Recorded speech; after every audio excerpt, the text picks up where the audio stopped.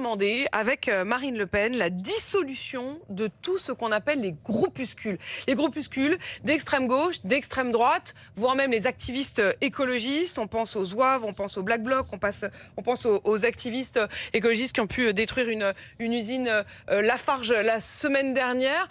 C'est une manière, au fond, de montrer que vous n'avez rien à voir avec eux, c'est ça ?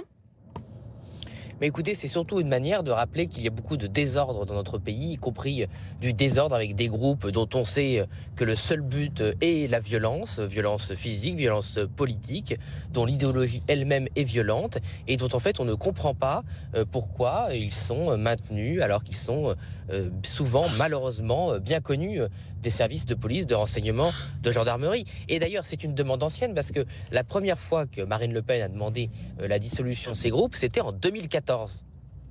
Sauf qu'il y a quand même une question qu'on se pose, c'est quelle est l'efficacité de cette dissolution. Alors on comprend bien, demander la dissolution de tous ces groupes dont on entend régulièrement parler. Le dernier en date, c'était évidemment lors du match France-Maroc, des activistes d'extrême droite qui ont été arrêtés alors qu'ils s'apprêtaient, je cite, à en découdre, à faire ce qu'on appelait tristement les ratonnades, c'est-à-dire à taper des personnes d'origine arabe. Et notamment parmi eux, il y avait des membres de ce qu'on a appelé les Zouaves. Les Zouaves, c'était pourtant un groupuscule d'extrême droite qui était censé avoir été dissous. Est-ce que ça ne veut pas dire que ça n'a pas forcément une efficacité réelle de dissoudre ces groupes qui renaissent, qui finissent par renaître sous une autre forme ?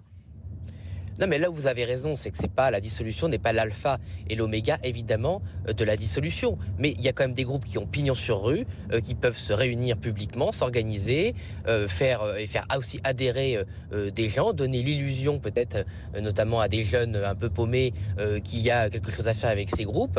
Et après, dans la lettre aussi, on demande aussi un suivi judiciaire des groupuscules, des individus.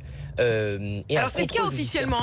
D'ailleurs, c'est le cas officiellement, Jean-Philippe Tanguy. Je reste sur visiblement, oui. Je reviens sur cet exemple. Cet exemple des Zouaves, il y avait parmi eux un jeune activiste qui s'appelle Marc de Cacré, qui visiblement avait été une première fois arrêté alors qu'il était avec les Gilets jaunes au saccage de l'Arc de Triomphe. Il est à nouveau arrêté dans le 17e alors qu'il a des matraques avec lui pour se rendre donc sur les Champs-Élysées après le match France-Maroc, alors qu'il était censé avoir l'interdiction d'être à Paris, alors qu'il était censé être suivi par la police.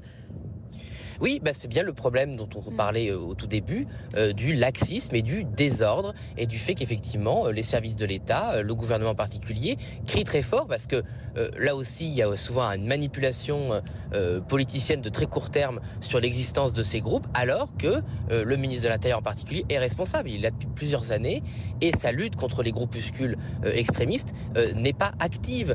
Par exemple, vous parliez à juste titre aussi des groupes écologiques radicaux. Au Parlement récemment, on a demandé des condamnations beaucoup plus fortes, et notamment, par exemple, le fait que des associations qui soutiennent directement ou indirectement ces groupuscules n'aient évidemment pas de bénéfices fiscaux.